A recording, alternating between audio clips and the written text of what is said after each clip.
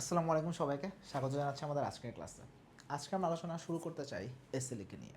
আমাদের MRCP part 1, MRCP part 2 এবং MRCP পেইসএস exam সব জায়গাতে এসএলই খুবই গুরুত্বপূর্ণ একটা টপিক। এখান থেকে ফ্রিকোয়েন্টলি কোশ্চেন আসে, একাধিক প্রশ্ন আসে এবং ইভেন পেইসএস পরীক্ষা তো আমরা দেখি লং ক্লিনিক্যাল কনসালটেশন, সেখানেও এসএলই থেকে আমাদের আসলে কেস থাকে। সো এই জন্য এসএলইটা আমাদের জন্য খুবই গুরুত্বপূর্ণ একটা টপিক। সো এসএলই বেসিক্যালি একটা মাল্টি সিস্টেম কন্ডিশন, তাই না? এটা একটা অটো ইমিউন ডিজিজ। এসএলই একটা অটো ইমিউন ডিজিজ। সো এই অটো ইমিউন ডিজিজের বেসটা আসলে কি? এখানে আসলে আমরা দেখি যে আমাদের টাইপ 3 হাইপার সেন্সিটিভিটি রিয়াকশন, এটা আসলে আমরা দেখি type 3 hyper sensitivity reaction, hyper sensitivity reaction, সেখান থেকে আসলে এত কিছু মূল প্যাথোলজি আসলে এই জায়গাটাতে। এটা একটা টাইপ 3 হাইপার সেন্সিটিভিটি রিয়াকশন, যেখানে আসলে আমরা দেখি যে ইমিউন কমপ্লেক্স ডিপোজিটেড হচ্ছে এবং সেইটার এগেনস্টে আসলে আমরা রেসপন্স আসলে দেখি। সো অটো ইমিউন কন্ডিশন এটা। এবং এখানে আসলে মোটা দাগে আমাদের ফ্রম স্কিন থেকে শুরু করে ইন্টারনাল অর্গান অলমোস্ট সব কিছুই আসলে ইনভলভড আমরা আসলে হতে দেখি। সো এসএলই আসলে কাদের হয়? SLE most of the time আমরা আসলে ফিমেল পেশেন্ট দেখি। সো ডেফিনেটলি এখানে একটা ফিমেল প্রিডমিনেন্স আছে, মেল পেশেন্ট রিলেটিভলি কম দেখা যায়, ফিমেল প্রিডমিনেন্স বেশি। এবং এখানে আরেকটা ইন্টারেস্টিং ব্যাপার হচ্ছে, পেশেন্ট যখন ডায়াগনোসিস হয় দেখা যাচ্ছে পেশেন্টের বয়স 20 থেকে 40 বছরের আশেপাশে থাকে। এই এজ গ্রুপটাই হচ্ছে পিক এজ গ্রুপ, যেই মোমেন্টে পেশেন্ট ডায়াগনোসিস হচ্ছে। এবং আমরা যদি রেশিয়াল ফ্যাক্টর দেখি, এখানে দুইটা রেস, সেইখানে আমরা এসএলইটা অনেক বেশি দেখতে পাই। তাহলে কারা? একটা হচ্ছে অ্যাফ্রো ক্যারিবিয়ান, একটা হলো অ্যাফ্রো ক্যারিবিয়ান, আর একটা হচ্ছে এশিয়ান। সো এই দুইটা রেশিয়াল পপুলেশনে আমরা আসলে এসএলইটা আসলে বেশি দেখতে পাই। তাহলে ইউরোপিয়ান বা ককেশিয়ান সেখানে কম, বরং আফ্রো ক্যারিবিয়ান বা এশিয়ান এই পপুলেশনে আমরা আসলে এসএলইটা বেশি দেখি। তাহলে যখন একটা পেশেন্টের এসএলই হচ্ছে, পেশেন্টের বেসিক প্রেজেন্টেশন আসলে কিভাবে হয়? তাহলে আমরা সবচেয়ে কমনলি যেটা দেখি, পেশেন্ট আসলে স্কিন ম্যানিফেস্টেশন থাকে, রাইট? সো আমরা এখানে স্কিন প্রেজেন্টেশন কী দেখি? পেশেন্টের নানা রকম র্যাশ থাকে, স্পেসিফিকভাবে বললে ফটো সেন্সিটিভ র্যাশ। এখন এই র্যাশ আবার অনেক রকম। এখানে আমরা মেলার র্যাশ দেখি, ডিসকয়েড র্যাশ দেখি, তাই না? বাটারফ্লাই র্যাশ দেখি, ফটো সেন্সিটিভ র্যাশ। তাহলে অনেক রকম র্যাশ থাকে, সাধারণত সান এক্সপোজড এরিয়াতে খুব ভালো দেখা যায়, তাই না? বাটারফ্লাই র্যাশ থাকবে, ডিসকয়েড র্যাশগুলো থাকবে, ফটো সেন্সিটিভ র্যাশ আমরা অনেক রকম পাচ্ছি। এর বাইরে আমরা যদি ফেসেই থাকি, আমরা কী কী দেখতে পাবো?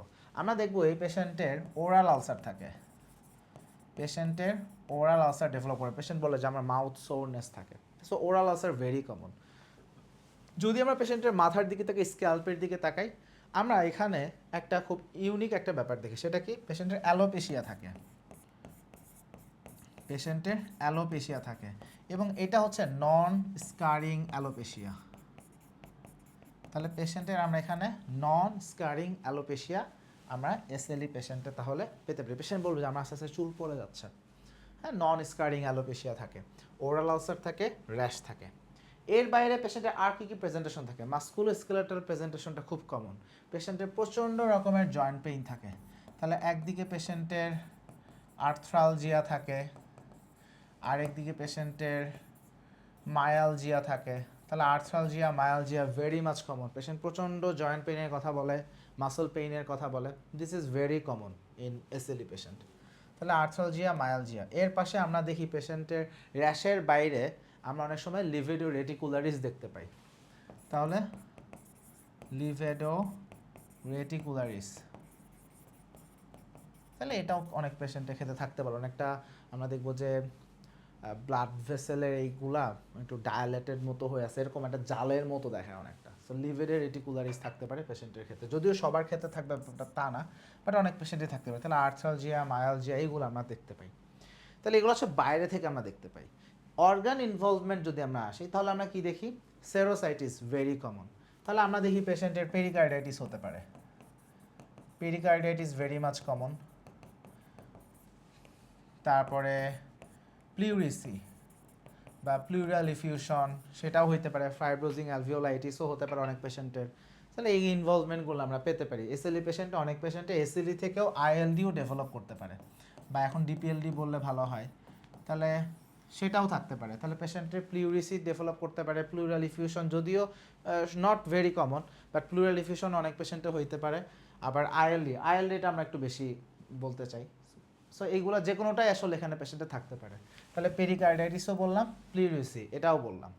এর বাইরে আর কি কি থাকতে পারে? পেশেন্টের renal impairment, very much common, lupus nephritis.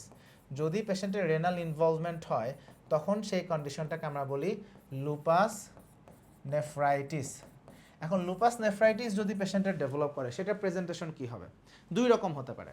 একটা হচ্ছে পেশেন্টের আমরা দেখি যে প্রোটিনিউরিয়া হচ্ছে, একটা হলো পেশেন্টের প্রোটিনিউরিয়া হইতে দেখি, আরেকটা হচ্ছে পেশেন্টের গ্লোমেরুলোনেফ্রাইটিস ডেভেলপ করতে পারে। সাধারণত মেমব্রেনাল প্রলিফারেটিভ গ্লোমেরুলোনেফ্রাইটিস হতে পারে, এটা আরও অনেক রকম হতে পারে, বাট সোজা দাগে গ্লোমেরুলোনেফ্রাইটিস বললেই হয়ে যায়। তাহলে আমাদের লুপাস নেফ্রাইটিস ডেভেলপ করতে পারে, ভেরি কমন প্রেজেন্টেশন। তাহলে রেনাল। এর বাইরে আর কি কি প্রেজেন্টেশন থাকতে পারে? কিছু কিছু পেশেন্টের ক্ষেত্রে আমরা দেখি নিউরোলজিক্যাল কনসিকুয়েন্সেস হতে পারে। কি কি নিউরোলজিক্যাল কনসিকুয়েন্স আমরা পাই? নর্মালি দেখি সাইকোসিসটা খুব কমন, এসএলই পেশেন্টের সাইকোসিস ভেরি মাচ কমন। এর বাইরে আমরা অনেক পেশেন্টের দেখা যাচ্ছে সিজার হইতে দেখি। তাহলে সাইকোসিস, সিজার এই দুইটা আসলে মেইন। এর বাইরে আরও কিছু প্রেজেন্টেশন থাকতে পারে, খুব রেয়ার অকেশনে ট্রান্সভার্স মায়োলাইটিস হইতে পারে, বাট নর্মালি সাইকোসিস, সিজার এটাই আমরা আসলে বেশি আগ্রহ আমরা আসলে দেখি। এর বাইরে অফথ্যালমোলজিক্যালের ক্ষেত্রে আমরা দেখি অনেক পেশেন্টের অপটিক নিউরাইটিস হতে পারে, ভাস্কুলাইটিস ডেভেলপ করতে পারে, this thing may happen. So এই ধরনের প্রেজেন্টেশনগুলো নিয়ে তারা আমাদের কাছে আসতে পারে। তাহলে একটা পেশেন্টের হেমাটোলজিক্যাল কী কী কনসিকুয়েন্স হতে পারে ইন কেস অফ এসএলই? তাহলে হেমাটোলজিক্যাল কনসিকুয়েন্সের মধ্যে আমরা অটো ইমিউন হিমোলাইটিক অ্যানিমিয়ার কথা বলতে পারি। এখানে ওয়ার্ম অটো ইমিউন হিমোলাইটিক অ্যানিমিয়াও হতে পারে, কোল্ড অটো ইমিউন হিমোলাইটিক অ্যানিমিয়াও হতে পারে, যদি ওয়ার্মটা একটু বেশি হয়। So both can happen. এর পাশাপাশি পেশেন্টের ক্ষেত্রে আমরা কি দেখি? সাইটোপেনিয়া বলা যেতে পারে, বা লিম্ফোপেনিয়া হইতে পারে, অ্যানিমিয়া থাকতে পারে, থ্রম্বোসাইটোপেনিয়া হইতে পারে, থ্রম্বোসাইটোপেনিয়া। সো সহজ কথা, আসলে সাইটোপেনিয়া বললেই আসলে হয়ে যায়। সো লিম্ফোপেনিয়া, অ্যানিমিয়া, থ্রম্বোসাইটোপেনিয়া যে কোনো কিছু এখানে থাকতে পারে। So this thing May present as well.